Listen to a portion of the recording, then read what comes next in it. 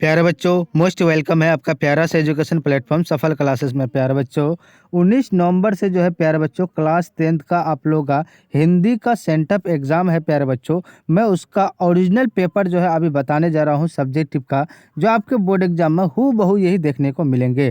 प्यारे बच्चों, आपका सब्जेक्ट कोड जो रहेगा 101 रहेगा, सेट कोड जो है आपका एक ए रहेगा। ठीक है, टोटल 100 ऑब्जेक्टिव पूछा जाएगा, जिसमें से आपको प्यारे बच्चों 85 ऑब्जेक्टिव का जवाब देना है। ठीक है, और 50 सब्जेक्टिव का। तो मैं अभी जो है प्यारे बच्चों आपको सब्जेक्टिव बताने जा रहा हूँ। ठीक है, ये निर्देश है, अगर आप ऑब्जेक्टिव को नहीं देखे हैं जा करके देख लीजिए। ये निर्देश है, इस निर्देश को पढ़ करके आप समझ जाइएगा। ठीक है, ये ऑब्जेक्टिव था, इस ऑब्जेक्टिव को आप पढ़ लीजिएगा।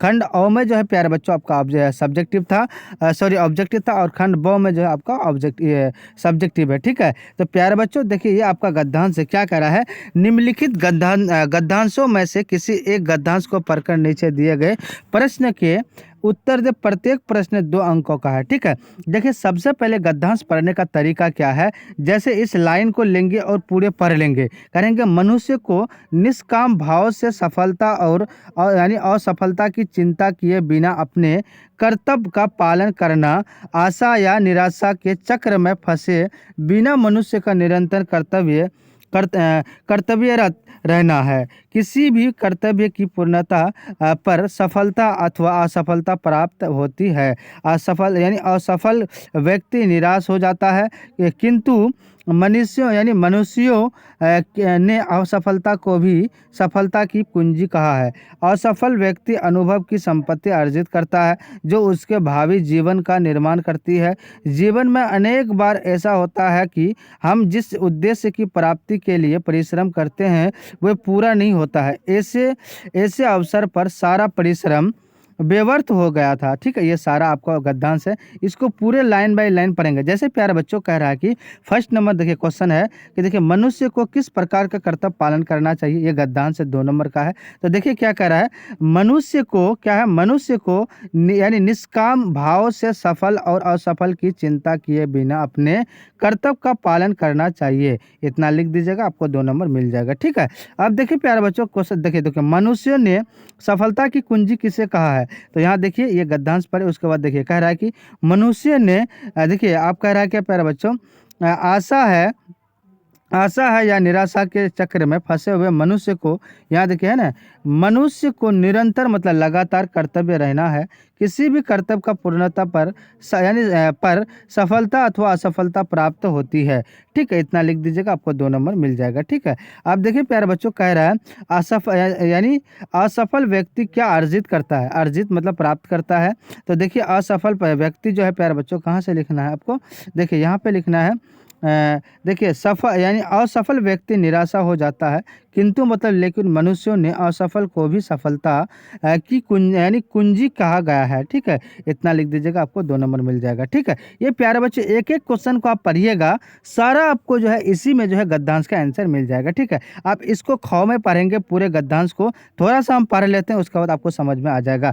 जिस तरह से मैं पढ़ता हूँ उसी तरह आप लोग भी बोर्ड एग्जाम में जाकर के इसी तरह 19 नवंबर को पढ़ना है। देखिए प्यारे बच्चों, हमें अपने उच्च धरातल के प्रति जागरूक बनकर स्वयं मतलब खुद से को एक विकसित राष्ट्र के नागरिक के रूप में देखना चाहिए। हमारी महान सभ्यता रही है और यहाँ जन्मे हमें ऐसे प्रत्येक को इस सभ्यता के ज्ञान पर भरोसा करना चाहिए। हमारे धर्म ग्रंथ बताते हैं कि हमारे और से संसार के बीच कोई अवरोध नहीं है। ठीक है, नहीं है, हम भी उसी तरह संसार के का रूप है जैसे संसार हमारे भीतर है। अब हम खुद ही इस दुनिया के साथ कदम से कदम मिलकर चलना चाहिए। इतना देखिए, ये सब पढ़ लीजिएगा। उसके बाद कह रहा है प्यारे बच्चों, हमें अपने को किस रूप से देखना चाहिए। तो हमें अपने उच्च धरातल के प्रति जागरूक बनकर स्वयं को एक विकसित राष्ट्र के नागरिक के रूप में देखना चाहिए। इतना लिख दीजिएगा, आपको 2 नंबर मिल जाएगा। गद्यांश को पढ़ना है, आराम से नंबर को उठाना है। आप कह रहा है प्यारे बच्चों, हमारे धर्म ग्रंथ क्या कहते हैं। तो हमारे धर्म ग्रंथ जो कहते हैं प्यारे बच्चों, वो देखिए कहाँ से कह रहा है। देखिए हमारे धर्म ग्रंथ क्या है, बताते हैं कि हमारे और शेष संसार के बीच कोई अवरोध मतलब रुकावट नहीं है। हम भी उसी तरह संसार का रूप है, जैसे ये संसार हमारे भीतर है। ठीक है, इतना लिख दीजिएगा प्यारे बच्चों, आपको 2 नंबर मिल जाएगा। एक एक गद्यांश को पढ़ना है, क्वेश्चन को पढ़ना और यहाँ से आंसर देना है। ठीक है, इसी में सारा आंसर है प्यारे बच्चों। आपका जो है नंबर कहीं नहीं है, यही गद्यांश में अच्छा खासा नंबर आ जाएगा। ठीक है, ये गद्यांश है, गद्यांश को पढ़ लीजिए। अब देखिए इसका भी गद्यांश है प्यारे बच्चों, निम्नलिखित गद्यांश में से किसी गद्यांश को पढ़कर देखिए। उसी तरह है, सारा गद्यांश को पढ़ना, अगर पेड़ ना होते तो क्या होता। तो देखिए आप इसका आंसर देखिए, ये फर्स्ट नंबर क्वेश्चन है, आप इसका आंसर पढ़ना। अगर इस धरती पर पेड़ ना होते तो हम भी ना होते, पेड़ पौधे से ही हमें भोजन यानी फल फूल अन्न आदि मिलते हैं। कई पेड़ों की जगह छाल और पत्तियां से दवाइयाँ बनती है। इतना लिख दीजिएगा, आपको 2 नंबर मिल जाएगा। पेड़ पौधे से हमें क्या मिलती है, तो पेड़ पौधों से हमें भोजन यानी फल फूल अन्न आदि यानी अन्न आदि मिलते हैं। इतना लिख दीजिएगा, आपको 2 नंबर मिल जाएगा। प्यारा बच्चों, इतना इसको जितना पढ़िएगा अच्छे से, इसको अगर आप अच्छे से पढ़िएगा जितना, आपको फटाफट आंसर मिल जाएगा। एक बार पढ़ लीजिएगा, उसके बाद आपको आंसर कहीं नहीं जाएगा। ठीक है, ये सारा गद्यांश है, इस गद्यांश को अच्छे से पढ़ लीजिएगा। आप आते हैं हम लोग क्वेश्चन की ओर। ठीक है, कह रहा है प्यारे बच्चों, निम्नलिखित, देखिए इस क्वेश्चन को पढ़ेंगे, उसके बाद आंसर जो है मैं टाइप करके लाया हूँ। ठीक है, निम्नलिखित में से किसी एक विषय पर दिए गए संकेत बिंदुओं के आधार पर लगभग 250 से 300 शब्दों में निबंध लिखने के लिए बोल रहा है। ठीक है, कितने, जैसे भूमिका में, महत्व में, लाभ में या वर्तमान स्थिति में, उपसंहार में। ठीक है, आप कह रहा है कि दीपावली में, दीपावली कह रहा है प्यारे बच्चों, या दीपावली में लिख सकते हैं, भूमिका दीपावली तैयारी, इतिहास है ना, इससे लाभ और हानि है ना, उसका महात्मा गांधी प्रस्तावना, किसी में भी एक एक में लिखना है। ठीक है, 10 नंबर का है। अब देखिए कह रहा है कि यानी विद्यालय में दाखिला, दाखिला मतलब एडमिशन लेने के प्रधान यानी लेने के लिए, हेतु मतलब के लिए, प्रधानाध्यापक के पास एक प्रार्थना पत्र लिखे। एक लिखेंगे तो 5 नंबर लेगा। ठीक है, तो मैं आपको आपको जो है प्यारा बच्चों आपको बता रहे हैं। ठीक है, आप देखिए प्यारे बच्चे, निम्नलिखित प्रश्नों में से किन्हीं 5 प्रश्न का उत्तर प्रत्येक लगभग 20 से 30 शब्दों में, प्रत्येक क्वेश्चन कितना, 2 नंबर का है। ठीक है, टोटल आपको कितना बनाना है, 5 बनाना है। ठीक है, ये इसको पढ़ना है, इसको पढ़ना है, इसको और इसको 5 बना लेना है। मैं आपको बता रहा हूँ प्यारे बच्चों, है ना। देखिए ये आपका क्या है, क्वेश्चन है, ये 5 नंबर का है ना। आते हैं हम लोग क्वेश्चन की ओर। ठीक है, फर्स्ट नंबर क्वेश्चन आपका यानी आंसर जो है आपके स्क्रीन में कह रहा है, देवनागरी लिपि में कौन सी भाषाएं लिखी जाती है। तो प्यारे बच्चों, देवनागरी लिपि में कई भाषाएं लिखी जाती है, जिनमें से कुछ ये है, संस्कृत, प्राकृत, हिंदी, मराठी, कोंकणी, नेपाली, पाली, सिंधी, कश्मीरी, उसके बाद क्या, गढ़वाली। प्यारे बच्चों इस तरह का लिखिएगा, आपको 2 नंबर मिल जाएगा। ठीक है, अब देखिए प्यारे बच्चों, क्वेश्चन नंबर 2 का आंसर कह रहा है, बहादुर के चले जाने पर सबको पछतावा क्यों होता है। तो आंसर लिखना है, बहादुर के चले जाने पर निर्मला और किशोर को अपनी गालियाँ का एहसास होता है, क्योंकि अब घर के सारे काम उन्हें ही करने पड़ेंगे। बहादुर एक ईमानदार, मिलनसार और मेहनती यानी नौकर था। बहादुर के चले जाने के बाद घर में कोई और नौकर नहीं था। प्यारे बच्चों इतना लिख दीजिएगा। ठीक है, ये सारा आंसर है। अब देखिए प्यारे बच्चों, कह रहा है कि राजनीतिक मूल्यों से साहित्य के मूल्य अधिक अस्थायी कैसे होते हैं। तो देखिए इतना आंसर लिख दीजिएगा। कह रहा है कि राजनीतिक मूल्य अक्सर समय के साथ बदलते रहते हैं, जबकि साहित्यिक मूल्य ज़्यादा अस्थायी होते हैं।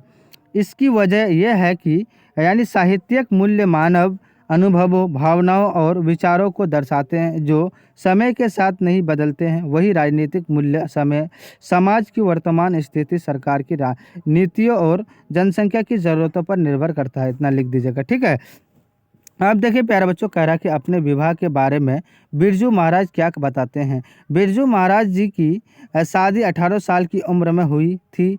उस समय विवाह करना महाराज अपनी गलती मनाते हैं, लेकिन बाबूजी की मृत्यु के बाद मां घबराकर जल्दी में शादी कर ली। ठीक है, इतना लिख दीजिएगा, है ना। अब देखिए प्यारे बच्चों, 5 नंबर का लिखना है, कवि गुरु नानक किसके बिना जगत में ये जन्म व्यर्थ मानते हैं। व्यर्थ मतलब बर्बाद, कोई भी सामान जब बर्बाद हो जाता है ना, कोई भी वस्तु हो या सामान हो, ठीक है, उसी को बुलाता है। कवि राम नाम के बिना जगत में यह जन्म व्यर्थ मनाता है। राम नाम के बिना व्यतीत होने वाला जीवन केवल विष का भोग करता है। इतना लिख दीजिएगा। अब देखिए 6 नंबर का, कबीर रस खान कृष्ण को चोर क्यों कहे हैं?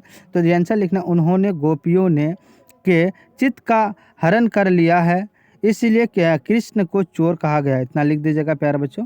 अब देखिए क्वेश्चन नंबर 7 का लिखना, प्रज्वलित क्षण की दोपहरी से कवि का आशय क्या है? तो उसको लिखना, प्रज्वलित क्षण की दोपहरी से कवि का आशय है कि यानी ग्रीष्म ऋतु की दोपहरी की गर्मी से समाज अलग अलग वर्गों पर अलग अलग तरह का असर पड़ता है। कविता में बताया है कि गर्मी के कारण आसमान यानी तपा हुआ है और सड़कें तारकोल की तरह जल रही है। ठीक है, इतना लिख दीजिएगा प्यारे बच्चों। ये जो है आप लोग अपने से भी पढ़ करके लिख सकते हैं। ठीक है, थोड़ा सा आप लोग जूम करके, है ना, और ये भी आप अपने से लिख सकते हैं प्यारे बच्चों। इसको भी आप अच्छे से अपने से लिख सकते हैं। ठीक है, इतना तो पढ़ने का समय है नहीं, आप लोग जो है अच्छे से बोर्ड में लिख दीजिएगा। ये सारा क्वेश्चन जो है आपको 19 नवंबर को हूबहू यही देखने को मिलेंगे। ये भी आपका क्वेश्चन है प्यारे बच्चों, ये भी आपका पूरे क्वेश्चन है ना, ये भी आपका प्यारे बच्चों पूरे क्वेश्चन है। ये आपका है, पपाती कौन थी, वह शहर क्यों लाई गई थी, इसके बारे में लिख देना है। माँ मंगू के अस्पताल में क्यों नहीं भर्ती करना चाहती थी, इसके बारे में पूरा लिखा हुआ ये, है ना। उसके बाद कवि की दृष्टि में मालिन कौन है, इसके बारे में लिख दीजिएगा। दिनकर की दृष्टि में आज के देवता कौन है, तो ये पूरे लिख दीजिएगा। अब उसके बाद लिखना, मनुष्य की छाया है कहाँ और क्यों पड़ी हुई थी, तो इतना लिख दीजिएगा, मनुष्य की छाया है ना, यानी हिरोशिमा की धरती पर सब और दिशाहीन होकर पड़ी हुई है, जहाँ तहाँ घर की दीवारों पर मनुष्य छायाएं मिलती है, टूटी फूटी सड़कों से लेकर पत्थरों पर छायाएं प्राप्त होती। इतना लिख दीजिएगा। ठीक है प्यारे बच्चों, टोटल आपको जो है 50 सब्जेक्टिव बताएं। ठीक, 50 नंबर का सब्जेक्टिव पूरे आपको जो है 100% 19 नवंबर को यही पूछा जाएगा। जो भी चैनल में नए हैं चैनल को सब्सक्राइब कर देंगे, लाइक कर देंगे और अपने अपने दोस्तों को शेयर कर देंगे। जय हिंद, जय भारत।